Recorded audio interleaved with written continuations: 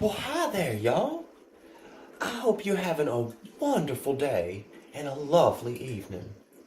Now, for the last 3 nights, we have gone through Acts 1 through 3 of A Christmas Carol, telling this wonderful story as well as I could.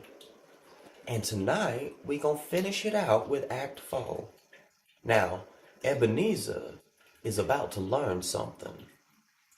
I hope y'all do too. The holidays mean overtime for everyone. Goats, elves, families, and wallets. But Faco Cola brings the sugar-coated push you need to keep working for the big guy's list. Drink up, clock in, and keep the sleigh moving. Santa believes in you because He needs you.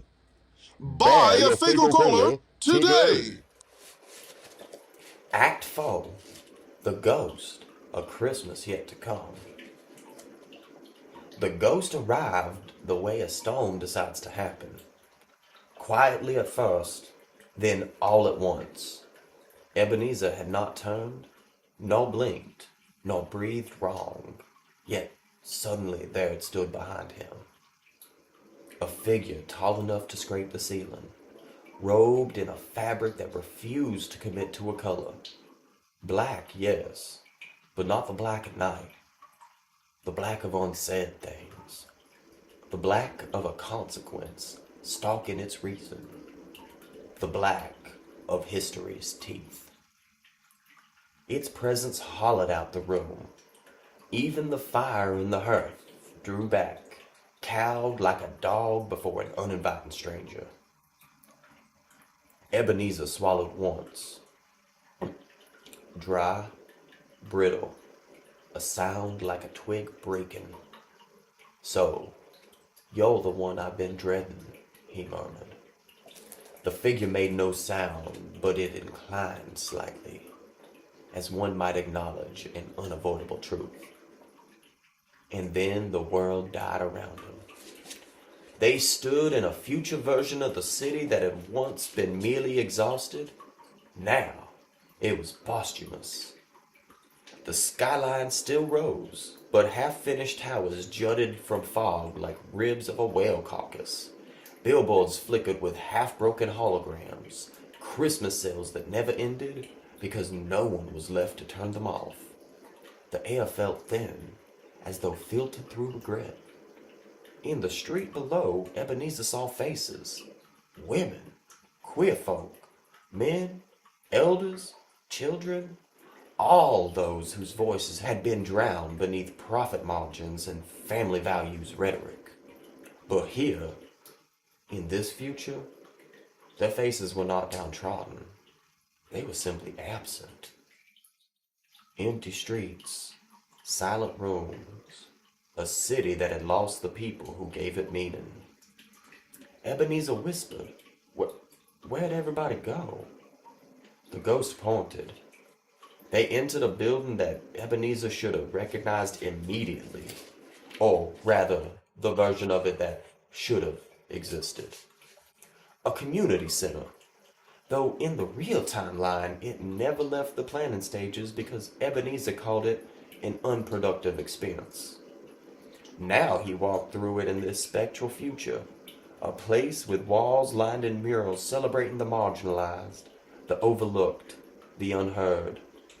Art that spoke in dialects of survival, rooms that held space for those who had never been given any. Ebenezer drifted past a woman's literacy program that never opened, a youth shelter that would have saved a few lost souls, and a support group whose circles of chairs now just gathered dust. The ghost led him to the center atrium. There, sitting on a bench that no living soul had touched in years, was little Tim, older now, maybe 16, thinner but fierce in posture, a girl holding on to defiance like lantern in the wind. She wasn't speaking. She wasn't brilliant. She wasn't shining with the strange light of misunderstood genius. She was staring at the floor, hollowed, empty-eyed, burned out. a spark suffocated by the slow grind of structural neglect and community collapse. This is what happens, Ebenezer croaked. To her? The ghost did not move. Ebenezer sank to his knees. Tell me she grows up different. Tell me she gets... The ghost lifted a single finger. Not in warning, in direction. Ladies and gentlemen, we interrupt our regular programming to deliver you a striking report from the world of entertainment. On December 17th, just moments ago in 1989, the Fox Broadcasting Company has aired the first full-length episode of a new animated program titled The Simpsons. Initial reactions are pouring in, and many parents and educators are expressing grave concern. Described by some as crude, irreverent, and alarmingly dismissive of their authority, the program features a dysfunctional family whose misbehavior is played for laughs. Critics worry that the snide tone and disrespectful language could have a corrosive effect on impressionable youth. Viewers across the nation are calling in to stations reporting disbelief at what they've witnessed. A yellow-skinned cartoon child openly mocking his teachers, a father figure prone to violence and neglect, and humor steeped in cynicism rather than moral instruction. Cultural commentators warn that the premier may mark a turning point in children's media, one where satire replaces guidance, where sarcasm supplants civility. Some fear the program could even usher in a new era of lower standards and cultural decay, should its popularity grow. This has been a Newswatch special bulletin. We will continue to monitor public response to this troubling broadcast. The scene shifted like a breath drawn too sharply. They stood in a sleek corporate ballroom, Ebenezer's company, but colder, slicker, as though all signs of humanity had been buffed clean by decades of brand optimization. A presentation played on loop. Yearly holiday charity drive, boosting national reputation since 2034. Seated around the table were new executives, all dressed alike, all speaking in that same sanitized corporate dialect that Ebenezer once wielded like a weapon. One of them tapped a tablet. Next item, this Tim Cratchit case. PR risk or negligible? Another shrugged. Minimal. She aged out of the foster pipeline 2 years ago. No relatives, no platform, impact non-existence. The room nodded. Ebenezer felt his stomach twist into a knot of ice. She mattered, he whispered. She mattered more than any of y'all. But they could not hear him, because the future does not listen to ghosts, or to the men who created them. The ghost turned toward him, its emptiness vast. Ebenezer shook. What am I looking at? My company without me? A long pause. Then the ghost nodded. And what am I worth to him now? The ghost moved one skeletal finger toward the final image on screen. CEO Memoriam.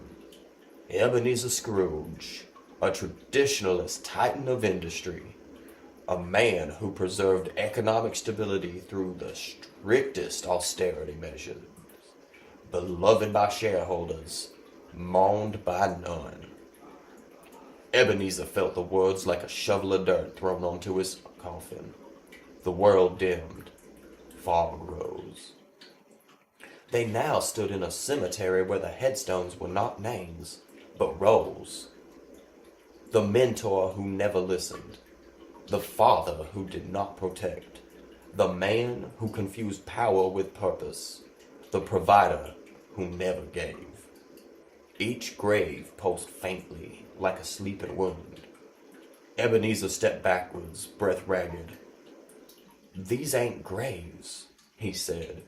They're me. They're all pieces of me. The ghost inclined its head and pointed to the largest stone at the end of the road. Ebenezer approached it, though every instinct inside of him begged him not to. The inscription, "Here lies the man that could have been." Ebenezer broke. completely, cleanly, like a beam snapping under truth's weight. I don't want this future, he whispered. I don't want this for me, for Tim, for Bob. The ghost waited. Ebenezer crawled to its feet. Tell me what I gotta do. Tell me how to change. For the first time, the ghost moved with purpose, leaning down like a towering cypress bending toward a child lost in the swamp.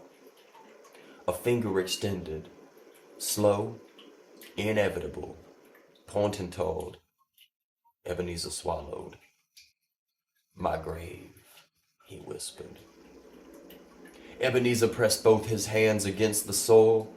I ain't ready to die, this man, he said, voice deep as a bow. The ghost's robe rippled, the future's version of approval. Then the world went blind and white. Silence. Then, not a scream, not a wail, not a threat. A gust, sudden and cold, blowing from some emptiness far beyond human comprehension. The ghost dissolved back into that void, into the unshaped possibility that waits for men who dare to change. Its final gesture was not menace, it was mercy. And when it vanished, Ebenezer found himself collapsing forward, falling, until he struck a mattress, his own mattress, in his own bed, with dawn threatening to make up its mind about cracking through the window. Now that was the story of Mr. Ebenezer Scrooge. I hope you sat through me for all 4 acts and had a wonderful time with me as I have had with you. Now, with that, I bid you good night, good day, and much love. Adieu.